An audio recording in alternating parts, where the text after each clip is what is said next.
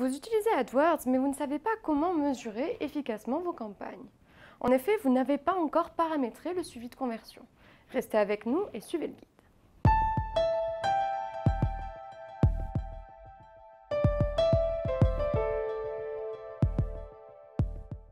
Une conversion a lieu lorsqu'un visiteur accède à une page de confirmation sur un site web.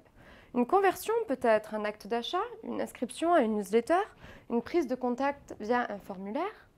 Connaître les performances de ces mots-clés est extrêmement important pour avoir une visibilité sur la rentabilité des campagnes AdWords. Si vous avez un compte AdWords, que vous avez un site internet et que vous avez les droits pour effectuer des modifications sur le site, c'est le moment d'y aller. Les objectifs de l'outil de suivi des conversions sont de savoir lesquels de vos mots-clés génèrent le plus de clics et de conversions, d'observer le comportement des clients après qu'ils aient cliqué sur votre annonce, de savoir quels mots-clés sont profitables à votre entreprise, de réaliser des investissements plus avisés et d'augmenter votre retour sur investissement. Voyons comment paramétrer le suivi de conversion simplement pour un site e-commerce. Donc tout d'abord, connectez-vous au compte. Vous allez dans l'onglet Outils, suivi de conversion. Vous arrivez ensuite sur la page de l'action de conversion. On vous explique un peu comment ça va se passer. Vous allez appuyer sur plus de conversion, soit ajouter une conversion. On voit ici que nous avons 4 possibilités pour effectuer le suivi de conversion. Donc les sites web, c'est-à-dire si on veut traquer une vente par exemple. Ensuite, on va avoir l'application, c'est-à-dire le nombre de téléchargements ou toutes les actions au sein de l'application comme un achat par exemple. Les appels téléphoniques, donc c'est soit les appels depuis les annonces, ou alors les appels vers les numéros de transfert Google, ou encore s'il y a eu des clics sur les numéros affichés sur le site. Et ensuite, tout ce qui est importation, ça va être en fait d'effectuer un suivi de conversion, même hors connexion, c'est-à-dire que la personne aura cliqué sur l'annonce, mais n'aura pas fait une vente en direct juste après avoir cliqué sur l'annonce. Nous, ce qui va nous intéresser ici, c'est la partie site web, parce qu'on parle du e-commerce. Donc on appuie et là il faut remplir les champs tout simplement. Donc le nom de notre suivi de conversion, ça va être un achat par exemple. On va dire OK, on va saisir la valeur.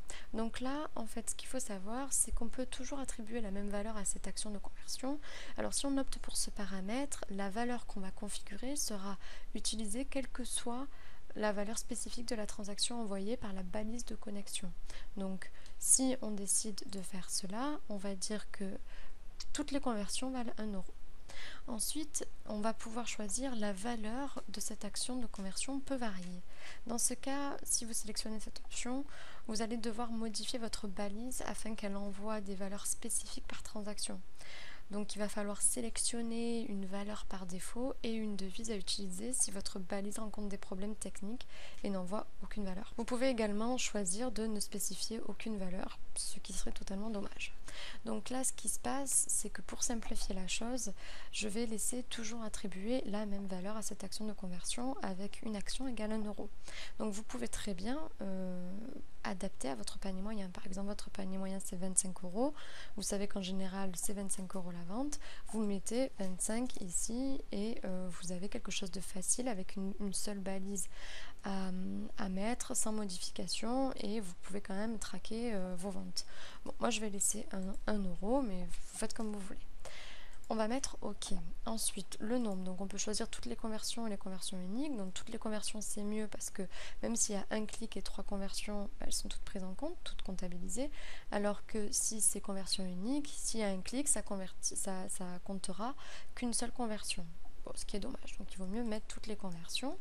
La période de suivi de la conversion, 30 jours, c'est le délai très raisonnable parce que les gens n'achètent pas de suite. Ensuite, les catégories, on peut choisir achat-vente, inscription, prospect, consultation d'une page clé. Dans notre cas, ça semble logique que ce soit achat-vente. Et ensuite, optimisation. Alors là, Google nous propose l'optimisation d'enchères avec des stratégies d'enchères en fonction de l'objectif de conversion. En général, AdWords fait bien son travail à ce niveau-là, donc on va laisser activer, mais vous pouvez très bien le désactiver. Maintenant qu'on a enregistré, on va voir le récap en fait de notre suivi de conversion. Voilà, donc ça nous répète ce qu'on a fait. Et là, ensuite, ce qu'il va falloir faire, c'est copier ce code et l'envoyer à votre développeur qui va le mettre entre 2 balises body.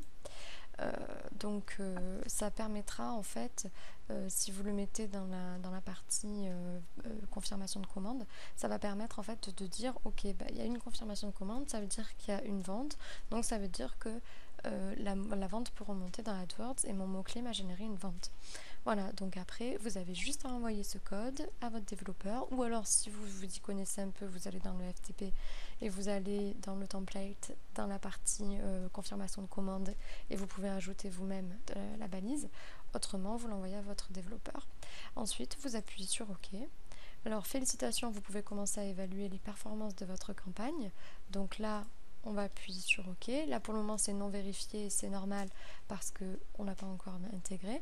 Et le système AdWords vérifiera que votre balise de conversion fonctionne correctement quelques heures après son installation. Donc, du moment où c'est installé, du moment où votre développeur l'a installé, ça peut être fait rapidement.